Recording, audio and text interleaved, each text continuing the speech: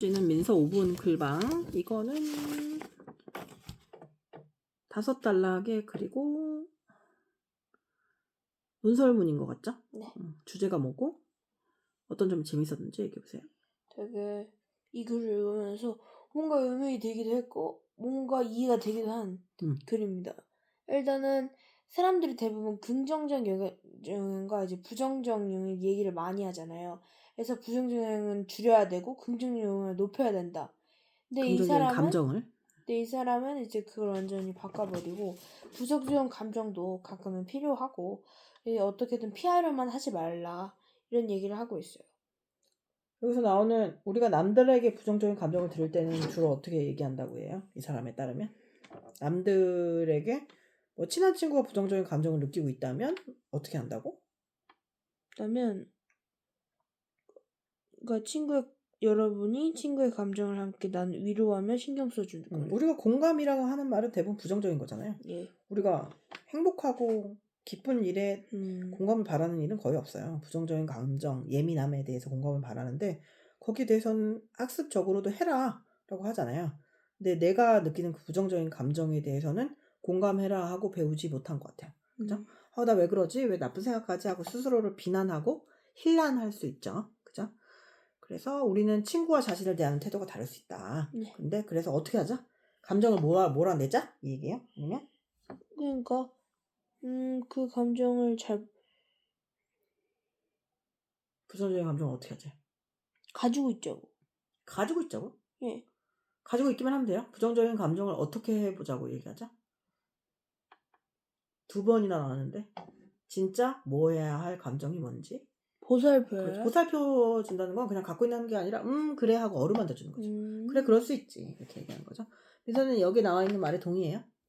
아니 처음에는 되게 약간 긍정적 감정이 더 좋다라는 약간 그런 가스라이팅 글들을 몇 가지 많죠. 봤어서 뭔가 처음에는 뭔가 글이 약간 반대가 된 게 아닌가 싶었는데 이렇게 또 보니까 공감을 형성하기 위해서는 부정적 감정도 필요하고 그러니까 되게 신기했어요. 이런 부정적 감정을 가끔씩 필요하다고 얘기하는 논설문은 보살펴주자. 근데 이게 구체적이지 않아서 보살펴준다는 게 뭔지 잘 모를 수 있는데 이게 부정적인 감정에 느껴지는 좋은 점이 고마운 감정이라고 얘기하잖아요. 네. 왜 고마워요?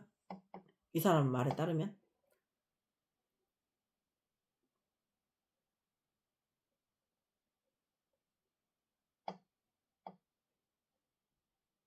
부정적 감정 역시 우리가 생활하면서 느끼는 아주 소중한 감정이라고 하면서 그리고 우리를 뭐 해주기 때문에 고맙다? 이런 말을 쓰는데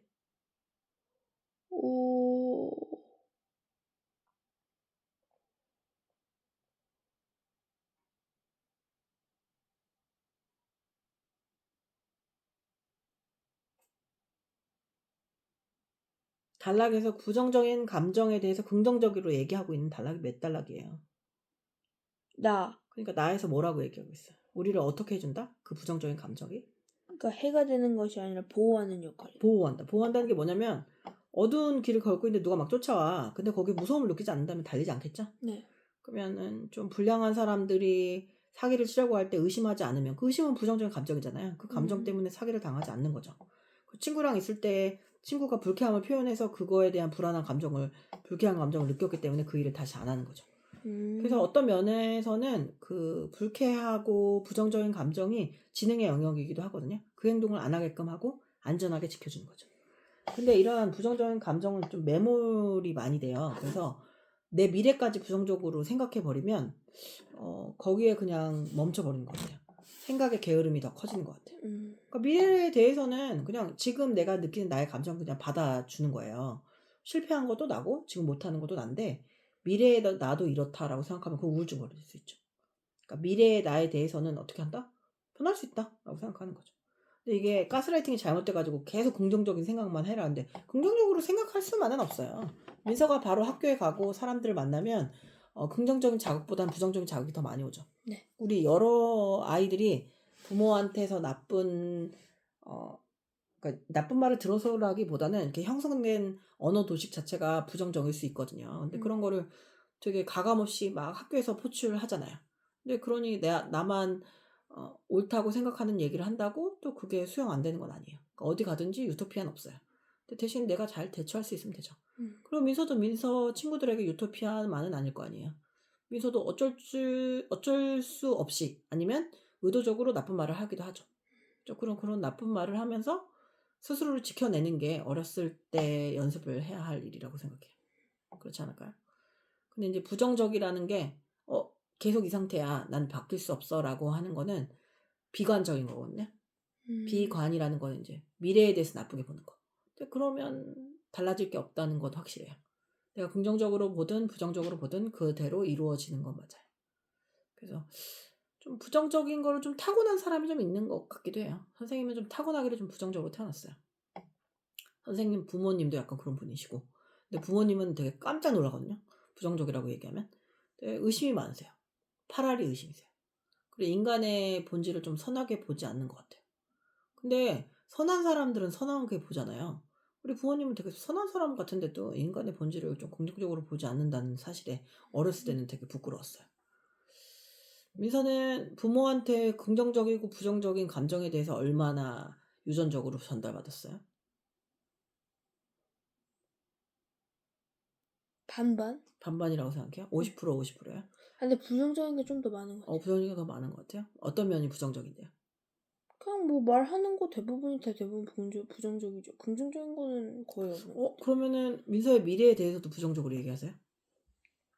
뭐 그런 얘기를 아예 안 하는데. 미래에 대해서 얘기하지 않아요? 네. 부모님이요? 네. 민서의 미래에 대해서 얘기 안 한다는 거는 좀 그런데. 뭐가? 민서의 미래에 대해서 나쁘게 아니 뭐라 얘기를 안 한다니까요. 아예 얘기를 하지 않아요? 네. 그러면 긍정적으로 얘기하는 면은 뭐가 있어요? 사랑한다, 쓰고 있다. 그건 부정적으로 얘기하는 거야? 그건 진심이라고 생각돼요? 네. 그럼 아니면 농담이나 이런 걸 다 부정적으로 해서 그렇게 느끼는 거예요? 아니요. 그런 건 그거 아니에요? 빼고. 그거 빼고도 부정적으로 말을 많이 하는 것 같아요? 네. 안 된다라고 말해요? 뭐 혼날 때나 그럴 때 어. 자주 쓰니까. 안 된다라는 말을 많이 쓰는 것 같아요? 네. 근데 그런 말을 들으면 어때요? 별 생각 없어요. 하도 많이 들어서. 하도 많이 들어서 부정적인 말을 많이 들어서 뭐 별 생각 없어요. 그거 하도 얘기하니까. 그럼 그게 아니다라는 생각이 들진 않아요? 뭐 그렇게 하도 얘기하는 거 보니까 맞나 보죠. 민서는 부정적인 사람이에요?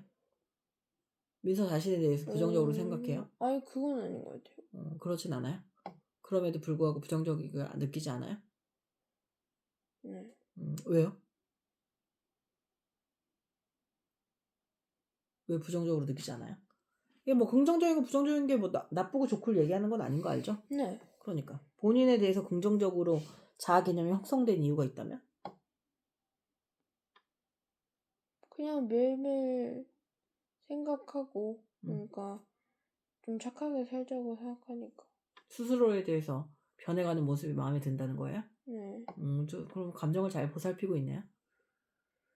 민서는 누가 끝없는 공감을 원하면 그 사람한테 공감해 줄 수 있어요? 못 해줘요? 네. 왜요? 너무 말이 많을 것 같아요. 그러면 이제 피곤할 것 같아요? 이 5단락 중에 가장 재밌는 단락은 뭐였어요? 마가 재밌었어요? 아니 재밌기보다는 내용을 좀 정리해서 써줘가지고 편했어요. 아이가 우는 아이가 미움받으면 더 떼쓰듯이 부정적인 것도 없애려고 하면은 계속 커질 수 있다. 네. 그죠? 민서 이 말에 동의해요? 네. 근데 사람들이 왜 이렇게 긍정적으로 살라고 막 얘기하죠? 자기는 안 해봤으니까 그쪽이 더 좋으니까. 원래 익숙한 거에 끌리잖아요. 익숙한 게 성공하지 못했으니까. 아하, 자기의 시행착오를 남한테 하지 말라고? 네. 긍정적으로 해라, 긍정적으로 해라 이렇게 생각하는 거예요. 근데 결국에는 그런 말은 오히려 더 마음 깊이 부정적일 수도 있는 것 같아요. 그렇죠? 이 글을 평점으로 얘기하면? 5점 만점에 3.5. 3.5. 1점은 왜 빠졌어요? 근데 뭐 빠진 건 이유가 없고 그냥 딱 봤을 때 3.5 점수인데. 그러니까 그 3.5를 주게 된 이유가 뭐죠? 뭐 근거가 부족했나 아니면 주장이 이해가 안 간다 뭐 이런 거 있을 수 있잖아요. 부족한 점을 얘기하라고요? 5점 만점에 5점이 아닌 건 어딘가 부족하다는 거잖아요. 글이 제 스타일은 아니었어요. 저는 근데 이걸 이해는 한다면 이렇게 생각하진 않아요. 동의할 수 없기 때문이야. 네. 선생님은 그냥 통계 자료나 좀 신뢰할 만한 사람들의 말을 인용해 주면 어땠을까 이렇게 생각이 들어요. 그러면 더 설득력을 높이고 타당성이 있지 않을까 이렇게 생각돼.